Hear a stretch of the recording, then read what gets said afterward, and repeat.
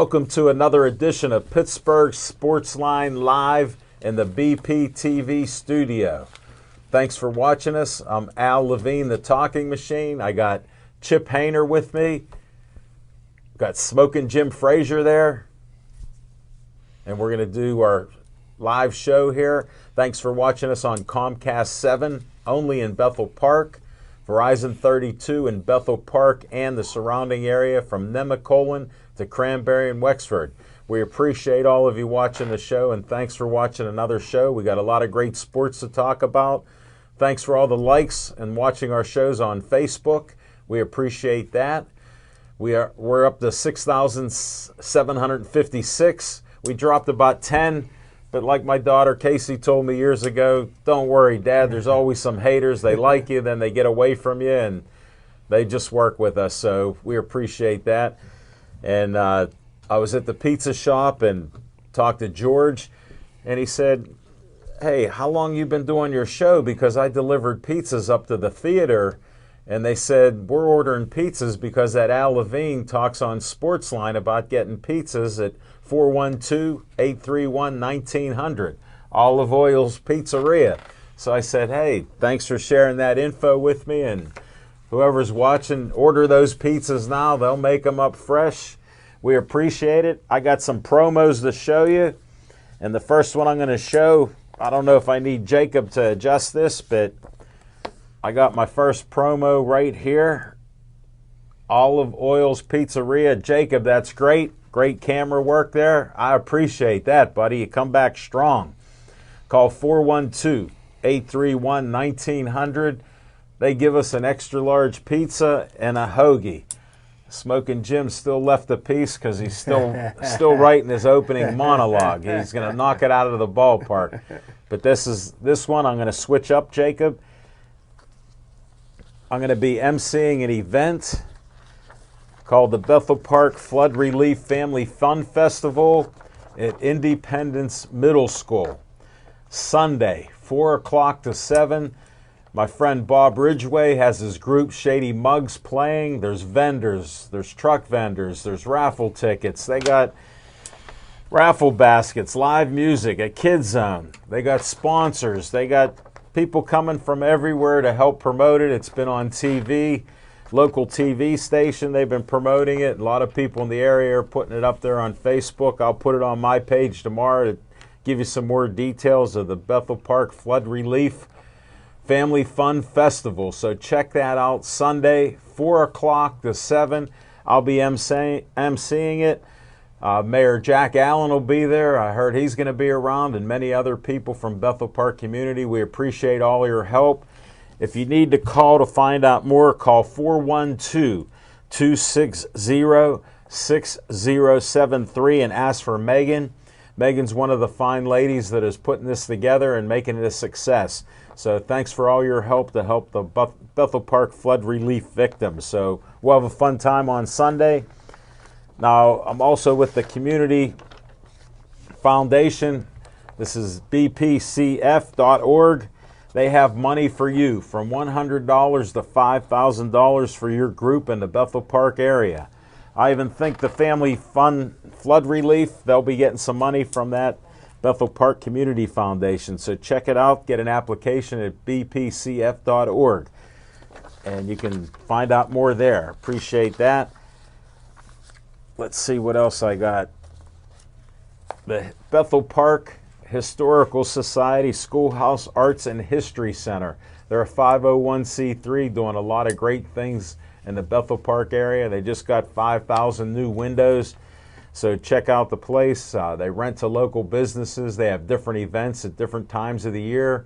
Check them out. You can donate money to their 501c3 Bethel Park Historical Society. Check them out. It's right where that trolley is on South Park Road. Oh, thanks for looking at me. I'm still promoting the Bethel Park Historical Society. That's better. Now we end each show with Stay Joey Strong. It's a Joey Favis Childhood Cancer Foundation. They're doing a lot of great things. They're a 501c3. They've donated about $100,000 to find a cure for DIPG, which is a death sentence to these kids that are diagnosed with it. And my heart goes out to them. Joey Favis's dad, Dave, just went through a heart transplant about 3-4 weeks ago. He's recovering nicely. What more can one family take and go through? But they're strong. They're an inspiration to me. And you don't have to focus on my face, but we'll do one last promo here. Dave Cable likes to have a little fun at my expense. Uncle Al wants you. That's me with my face on Uncle Sam. Tell them Uncle Al sent you to BPTV to help out. Just like Johnny's here, Jacob's here helping out. I want you for BPTV, 412-831-3304. And you can come out here in the studio and do camera work, sound work like we're doing. We're putting on a show with a couple guys that normally aren't here because they're volunteers here at BPTV. Thanks again, and we're going to start our show with What's on Your Mind. You can, Jacob, put the camera on me because this is live TV. You don't have to show me shuffling the papers here. We'll handle this. What's on Your Mind is sponsored by Skeets Lewandowski.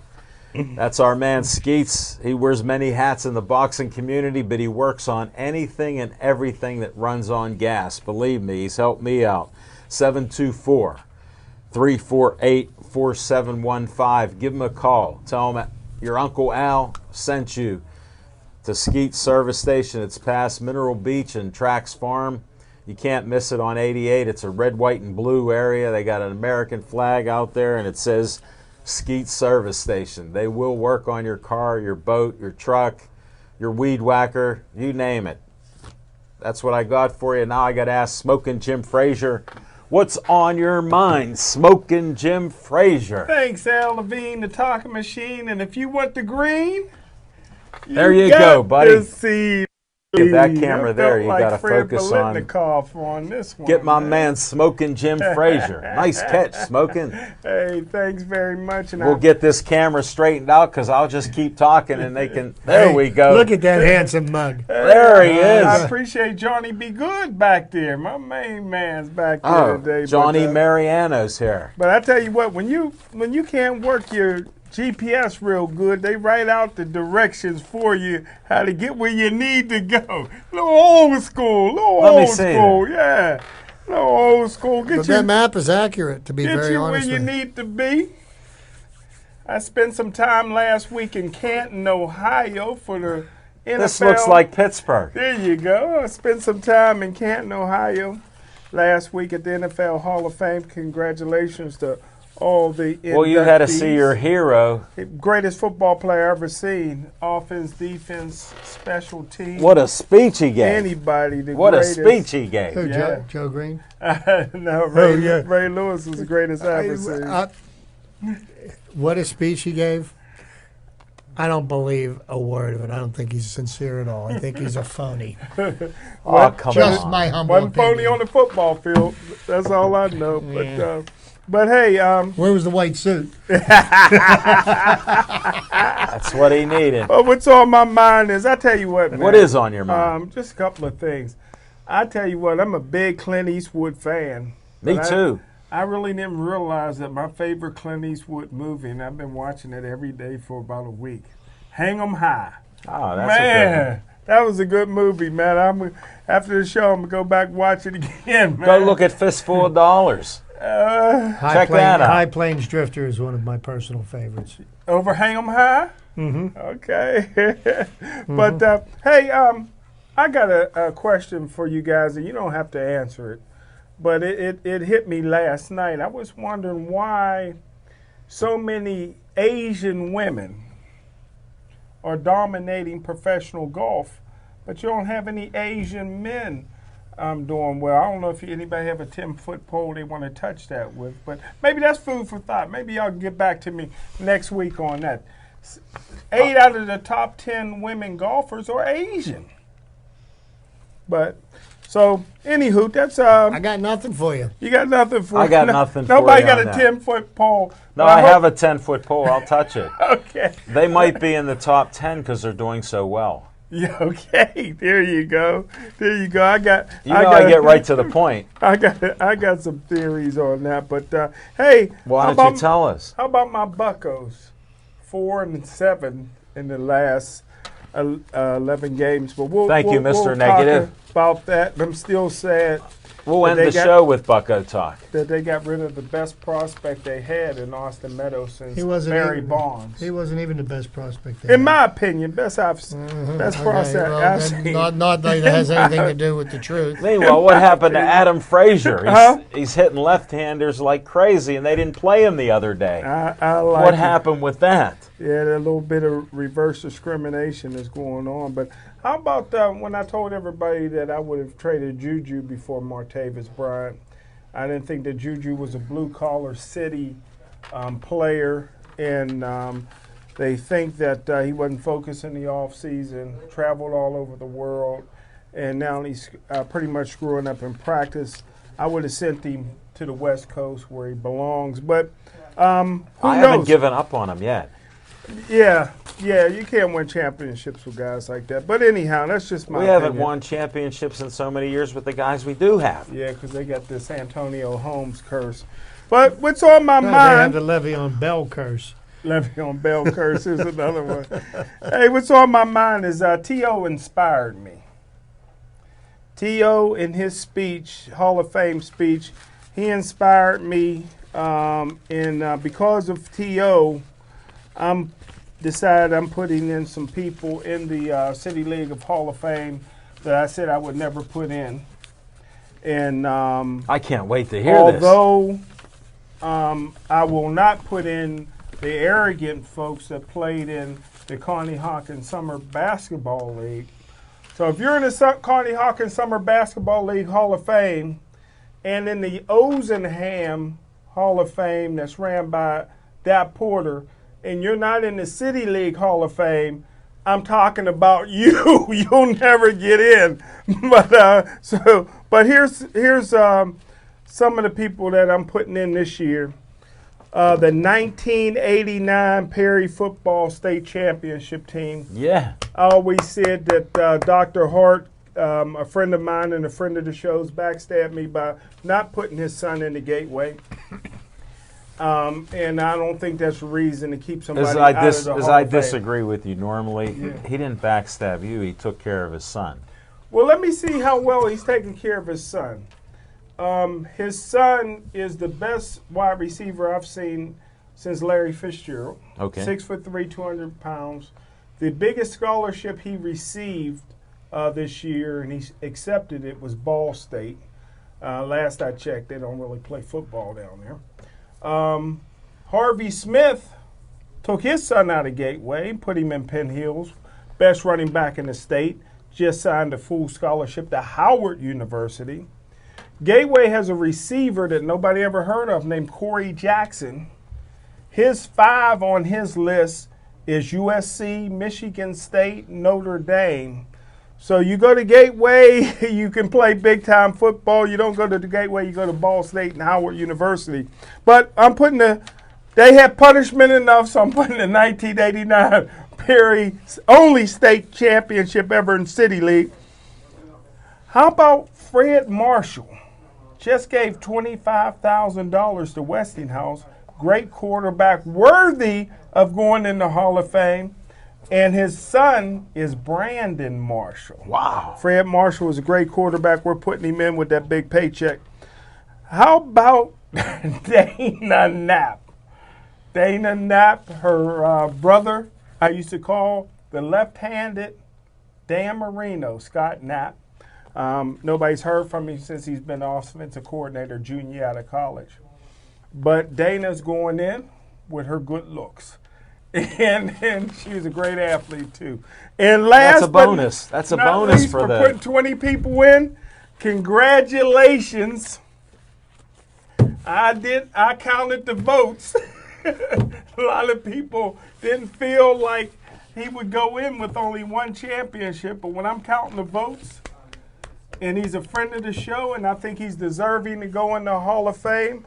Now, there was a coach from Perry that had 7 City League championships. We only put one coach in a year.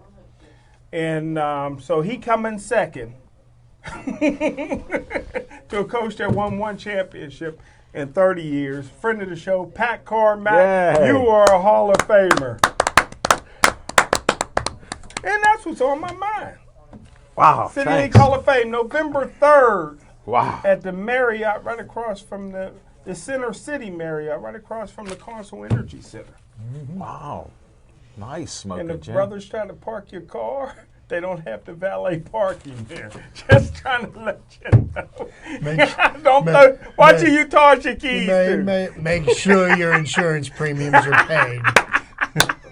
Smoking Jim, I think you can just pull in, get a tag, and then park your own car. Like in inside a garage? Yeah. You know how many people was going to be there that night? Oh, Smoking Jim, 12, you get there 13. early.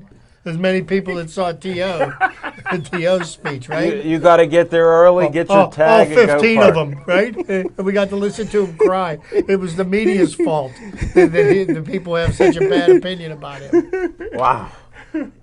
Well, thank you, Smoking Jim. Let me ask Chip Hayner, then Jacob can adjust the camera here.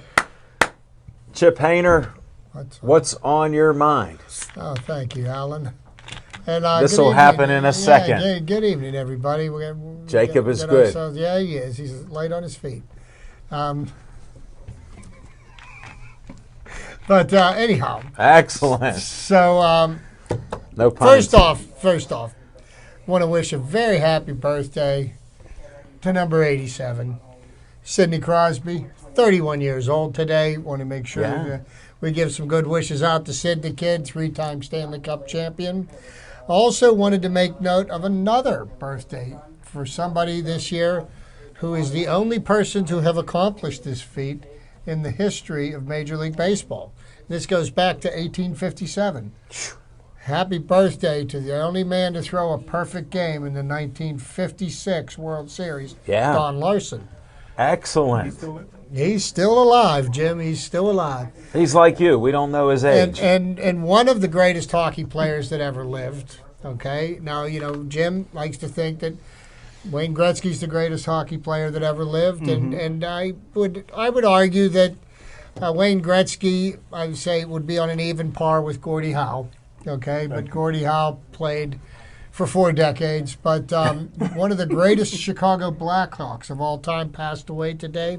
Stan Mikita. Yeah, I saw that. Stan Mikita passed away. He's been sick for a while. 22 years he played in the NHL. And didn't know that. he was a goal-scoring machine for the Blackhawks of the 60s and 70s. Tony Esposito was the goaltender for the Blackhawks back then. Oh, wow. Phil's brother. But you knew that. He didn't know Phil. He doesn't know Phil. No, but the young man that passed away was the first to do a hat trick on the Penguins. Very well could be. There's Where'd you hear that? I'm skeptical. I mean, I'll be fact-checking you at the commercial break. Hold it, Smoking Jim. We know you're not a big hockey guy. That was one of my favorites. Right? You must have heard it on the radio today. Yeah. But anyhow, so you asked me what's on my mind, and I'm kind of amused by some of the things I hear from social media, and the one thing that I will never be a party to is Twitter, and I just think that's the biggest waste of time on the planet. But ever since the Pirates made some trades last week, and they did some things last week that this Pirates management team has never done. They finally gave up some of their prospects for major league talent. So now all of a sudden, all of the experts out there on social media and that all the call-in radio programs have all the solutions to how the Pirates are going to win all the rest of their games. And you want to know something?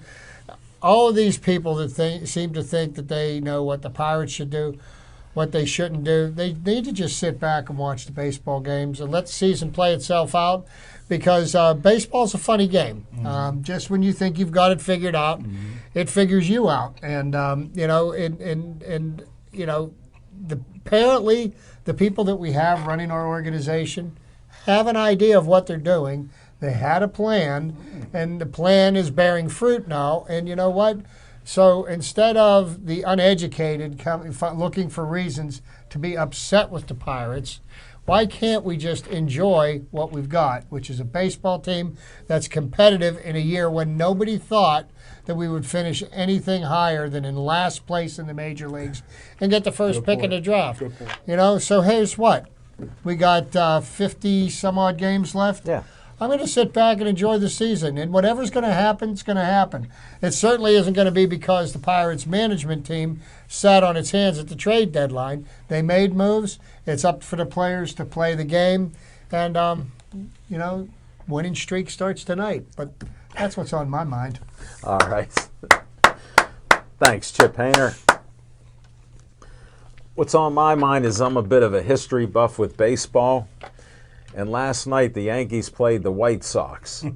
And what's on my mind is they had a player come in, and he struck out, the guy's name was Davison, come in and pitched, threw a curveball and struck out Stanton. Giancarlo Stanton struck out. Now, only one other guy, or maybe two guys, have done this in history. The guy that they mentioned that Davison's in the same camp with is Babe Ruth. Babe Ruth, I think at the time, had 11 or 15 home runs and was a strikeout pitcher. This guy has, I think, either 11 or 15 home runs, and he struck out Giancarlo Stanton. So him and Babe Ruth are in the same neighborhood. So imagine that. Isn't that the Chip's talking about the beauty of baseball going back to 1857? I'm talking about in the whole history of that time, there's only two guys that have pitched and struck out a guy and hit maybe a dozen home runs. So imagine that for history. So that was on my mind. And a classic argument for why we should ban the DH. Nice little segue to that. I'm for you. They should have never had the DH. There shouldn't be a difference in either league. And it takes so much away from the game of baseball and the way you manage a game, because Smoking Jim is a lazy guy by nature. He's stubborn. But he'd have a DH batting all the time. First or last, he wouldn't care. But he wouldn't have that pitcher do it because I want you to pitch. And you were homeschooled to pitch that, so I want you to stay that way. But that's why we have our differing opinions. And I want to thank you again for watching the show. We're going to go to a commercial break, and then we're coming back to talk fiction and fact with Smokin' Jim's Almanac.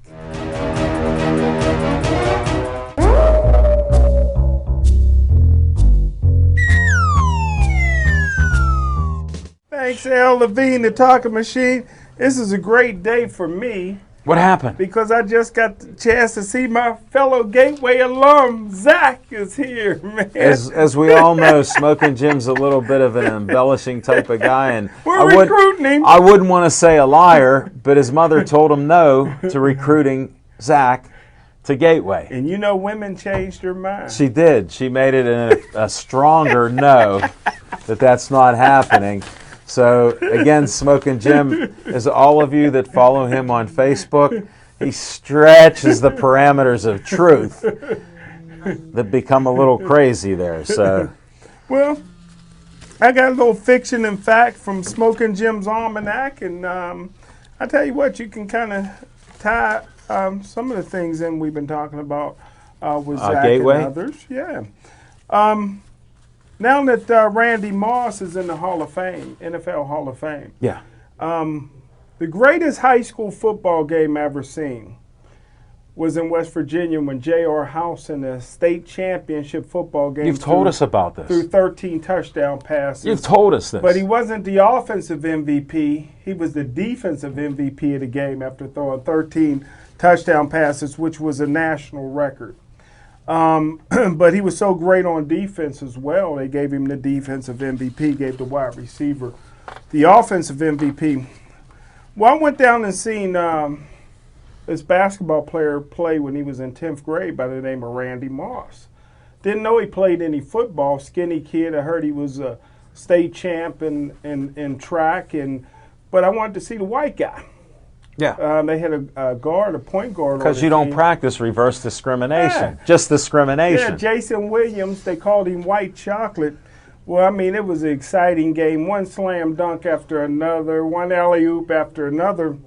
Well, Jason Williams was a year ahead of Randy Moss. So their junior year, Randy Moss averaged 40 points a game.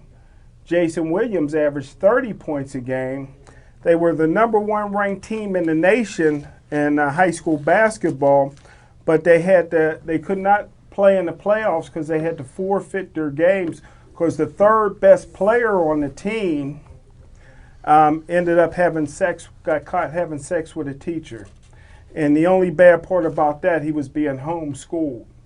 But anyhow, that was one of the greatest teams. That was one of the greatest teams of all time. Randy Moss, who I didn't even know played football, was one of the greatest basketball players you ever want to see. Jason Williams, White Chocolate, went on to be an NBA exciting point guard. And I found out later that Randy Moss ended up, in my opinion, is the greatest wide receiver to ever play 1A to Jerry Rice's 1B. Congratulations, Randy Moss. They say you come a long way. You really matured. I haven't seen that much of a difference yet, but people seem to see it on TV. But keep doing good work. And he went back to West Virginia to wear his gold jacket. And congratulations. And a friend of the show, the Vaquan Kimbrough's wife, went to high school with him. They're good friends. She's friends with the Moss family. What a small world. They all grew up in the same little ghetto out there. Yep. Smoking Jim, I appreciate how complimentary you are. 2 success stories coming out of that small little ghetto. I appreciate how they blew up the high school. You don't let any discrimination or prejudice jade any of your comments, and all the statements are yours only. The area was so poor, they tore down the high school, and they had to bus them somewhere else. They couldn't afford to keep that high school going. But hey, some great people came out of there. Thank you, and that's Smoking what's on Jim. my mind. There's a lot in prison too. From there as Any well. more negative thoughts from you, Smoking Just Jim? saying. Was the community You not? can either go to Yale or you can go to jail coming out of that community. Was the community that had these problems 95% black? All black, yeah, all black. If you white, you go in that neighborhood, brother, you better be with somebody black. You better go get you a princess. The fans of Smoking Jim Frazier, you're seeing a rare glimpse at how he truly is. He just can't hold it in very long.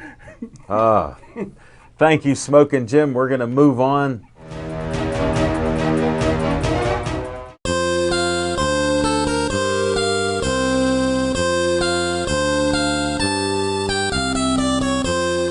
So Thursday night, Yeah. Steelers preseason football schedule All right. starts. And the Steelers will play none less than the Champs. defending world champion Philadelphia Eagles. And, in the Steelers and the Eagles, there's always been a rivalry between the two cities. But, hey, they defeated the evil empire last year, so we got to have a little bit of a soft spot in our heart for the Eagles, which brought me to my trivia subject for this week. At one time, the Steelers and the Eagles merged for a season, and their nickname was the Steagles. So I am going to break it down to you how this happened, why this happened, and what the results of the season were. And do you know that the Eagles were not the only team that the Steelers merged with Yes. during World War II? I didn't know that. You see that? Yes. The Steagles were the team created by the temporary merger of two NFL teams, the Pittsburgh Steelers and the Philadelphia Eagles, during the 1943 season. The teams were forced to merge because both had lost many players to military service during World War II. The league's official record book refers to the team as the Phil Pitt Combine, but the unofficial Steagles, despite never being registered by the NFL, has become the enduring moniker. The prospect of a unified Pittsburgh-Philadelphia team actually predated World War II by several years. The Pennsylvania Keystoners were a team that was proposed in 1939. Wow. Conceived with the intention of the Steelers and the Eagles owners buying into one of the two teams, then spinning the other off to an ownership group in Boston, Massachusetts. League officials rejected the plan, though it would have resulted in a convoluted ownership two-step that Eagles owner Bert Bell that left Eagles owner Bert Bell with a share in the Steelers franchise. Wow. America entered World War II on December 7th, 1941, with the attack on Pearl Harbor, and most men who were of age to play professional football were also of age to fight for the country. 600 NFL players joined the armed forces. How many do you think would join the armed forces these days? 2. Feeling that the country at war still needed entertainment and sports were a much-needed diversion, President Franklin D. Roosevelt issued an inspirational message focused on the importance of Major League Baseball to Americans' morale. He made no mention of football during that address, as baseball far surpassed football in popularity at the time. However, in the 1943 annual spring meeting, the NFL decided to follow baseball's lead and continue to play. Draft deferments. The young men who remained in the States to play football were deferred from the draft, which means that they didn't have to go fight in the war if they were drafted, okay? The Steagles players were either unfit for military service for physical reasons or age, or active servicemen who had obtained leave to play. 3 types of deferments. Now, this is where it gets interesting, okay? The first group, called 3As. If a man was supporting a family, the draft board would not make him a priority. The government defined 3As as a father whose child or children were born or conceived prior to the attack on Pearl Harbor. The cutoff date for birth was September 15th, 1942, precisely 9 months and 1 week after Pearl Harbor. Wow. The second group consisted of those men who worked in the war industry, producing and preparing ammunition, weapons, and materials. The third group, the 4 Fs. What was the second group? I'm sorry, Chip. People that worked in the war industries. Okay, I got you. Okay? I got you. Yeah. Making Ammo. and tanks Makes and sense. planes and such. Thank The you. third group, 4 Fs, were those deemed physically unfit due to ailments such as ulcers, flat feet, and even partial blindness. Most NFL football players wanted to join the war. In the early 40s, it was considered a patriotic duty to fight for your country. For the men who played professional football, being classified 4F could be considered an embarrassment. There was a feeling that if a man could play football, he could fight in the war. One Steagle and future Hall of Famer Bill Hewitt quit in the middle of the season. He could not take the ridicule and subsequent guilt feelings anymore. Hewitt was good enough to be inducted into the Pro Football Hall of Fame in 1971. However, the players were not making decisions on who could or could not fight. Men with flat feet were not drafted. They could lead normal lives and even play football, but the Army deemed that flat feet were not conducive to marching long distances. Similar reasons existed for the 4F deferments, but numerous NFL players had medical problems that kept them out of the military. Tony Bova, the Steagles' leading receiver with 17 receptions, was blind in one eye and partially blind in the other. Steagles guard Ed Michael was nearly deaf. Center Ray Graves was deaf in one ear. One starting defensive end was blind in one eye and nearly legally blind in the other. The Steelers' tailback, John Butler, made his first start one day after being ruled 4F by his draft board for poor eyesight and bad knees. So these are some of the things that I found easy. So to just give you a quick breakdown of what happened in that season of 1943, Philadelphia's Greasy Neal and Pittsburgh's Walt Kiesling, the head coaches of each team, would be co-head coaches because each coach refused to be demoted. Sure. This led to several problems. The They were first being stubborn. that the two men hated each other. Secondly, even Kiesling's own players did not like him, so asking the Eagles players to like him was too much to ask. However, Neal took advantage when Kiesling was delayed en route to camp, which was held at St. Joseph's College in Philadelphia. By the time Kiesling arrived, Neal already had the offense learning the T formation, which was all the rage in those days because of the success of college football by Frank Leahy at Notre Dame and Red Blyak at Army. Wow. Okay? The conflict led Neal to serving as the team's offensive coordinator, while Kiesling served as defensive coordinator. They would then split head coaching duties. According to defensive back Ernie Steele, the situation between the two coaches got so bad that Kiesling and Neal walked off to the field after a heated argument in practice the Friday before a game. They returned for the game, but the players were nonetheless stunned. However, the Steagles in 1943 and the Card Pitt team in 1944 reverted to using the single wing formation. So the Steagles of 1943, they had a record. They played 10 games that year. Their record was 5-4-1. Okay. And they ended up in third place out of a 4-team division. The Washington Redskins were first place, 6-3-1. The New York Giants, 6-3-1. The Steagles, 5-4-1. And the Brooklyn Dodgers were 2-8. Wow. But after the 1943 season, the Steelers did merge with the Chicago Cardinals for the 1944 season. I didn't know that.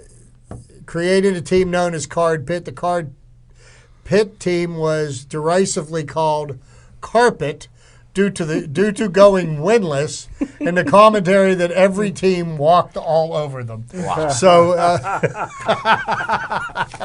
so now you've got an idea of how and why the Steagles came into existence, the history, the facts about it. Save that information for Jim. Thank you. I learned a little something new. The Card Pitt Yeah, team. I didn't know what their record was, but I heard that Car Pit before. So. Yeah, they. My first time hearing it.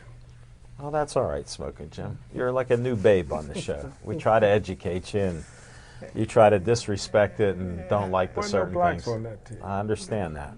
Well, I was waiting for that. It was a whole different era, Smoking Jim. They were banned. They were banned from the NFL. They let Indians play. All right. Well, thank you, Chip Hayner. Good job, Chip. Appreciate the trivia.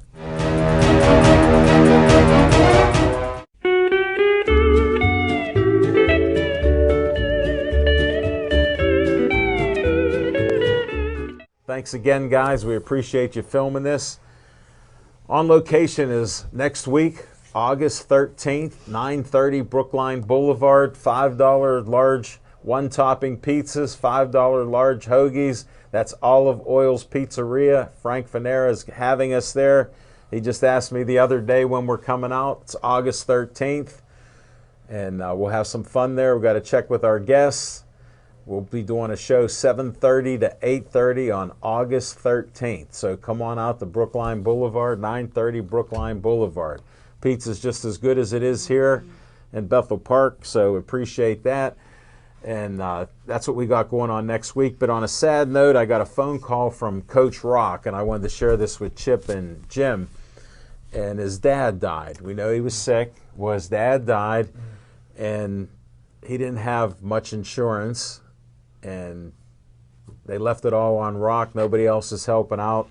He ends up owing $2,900. So if you could donate any money to Coach Rock, see Smoking Jim or I, and we'll try to get the money to Coach Rock so he can bury his dad. He was a veteran. You only get $250 to bury a vet, and it costs much more than that.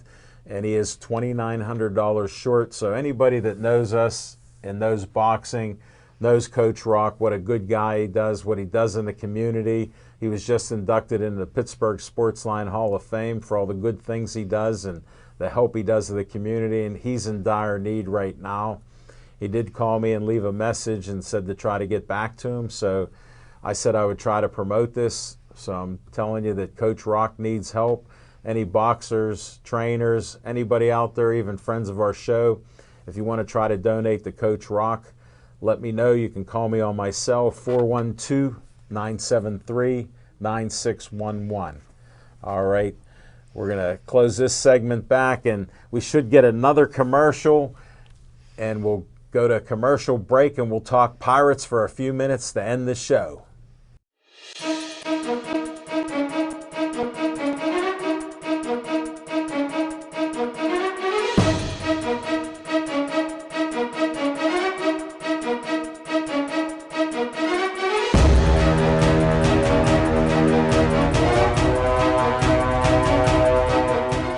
going to end this show with some Pirate talk. Smoking Jim brought up about a 4-7 record the last 11 games. He's right, but it's a 162-game season. We had winning streaks the first month of the season. They did well. We had one of the best Julys that we had. It forced the Pirate management to do something they've never done here.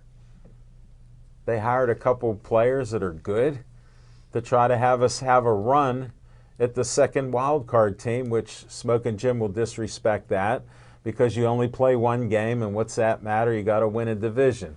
I'll take any win to get second place or whatever in the wild card. We'll take it. We'll see what happens. To me, I don't care who owns the team. Bottom line, Bob, whoever he is, I could care less.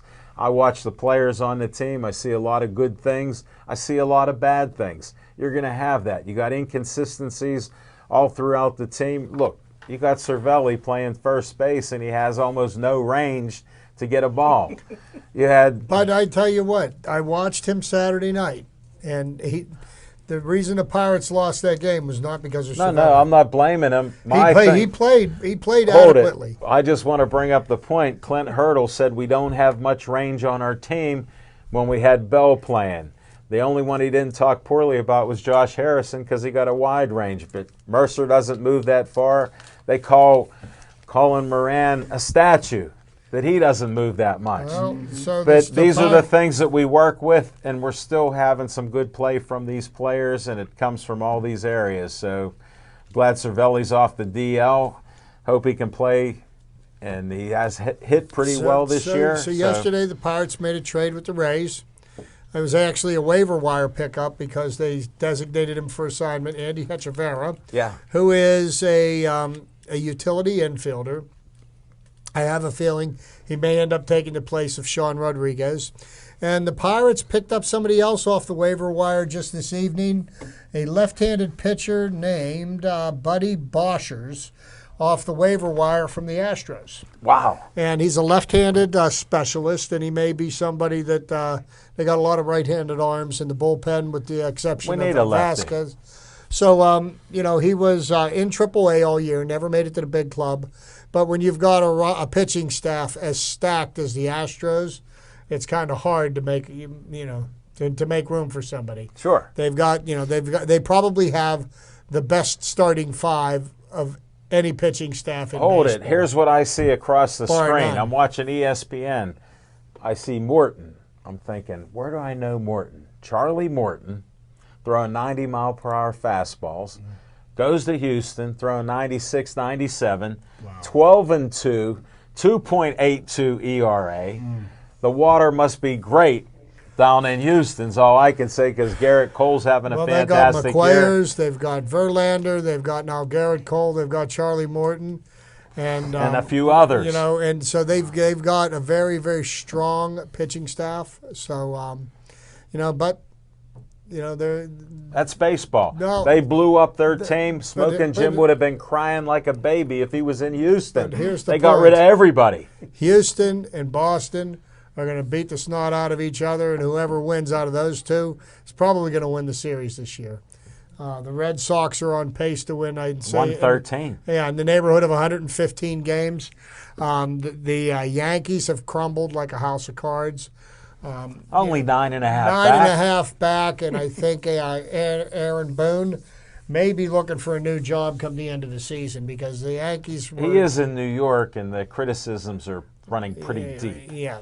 When they're winning, he's a fine coach. When they're losing, he's a terrible coach. So losing's going to get him out. Kind of sounds like a Steelers fan, huh? Hey, as long as we win, we're going to the Super Bowl. We lose that one game, we're out of luck. But we appreciate you watching the show. We're getting down near the end of this show, folks.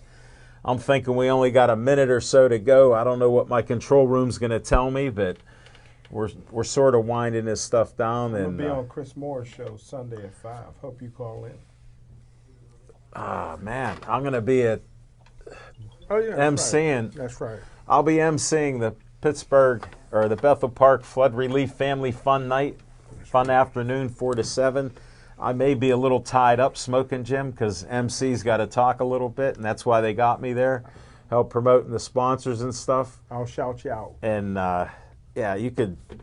I could try to call in, but I don't know if I'll get a break I'll to give do you a it. shout. Yeah, If tell Chris Moore I said hello. all goes well, I'll be resting. Have a good rest. Again, I'll be at Independence Middle School, 4 o'clock to 7. Smoking Jim will be on KDKA, 5 o'clock till 6. And if you call in, you may wait 15 minutes till you can talk to Smoking Jim. Not due to him talking, due to commercials.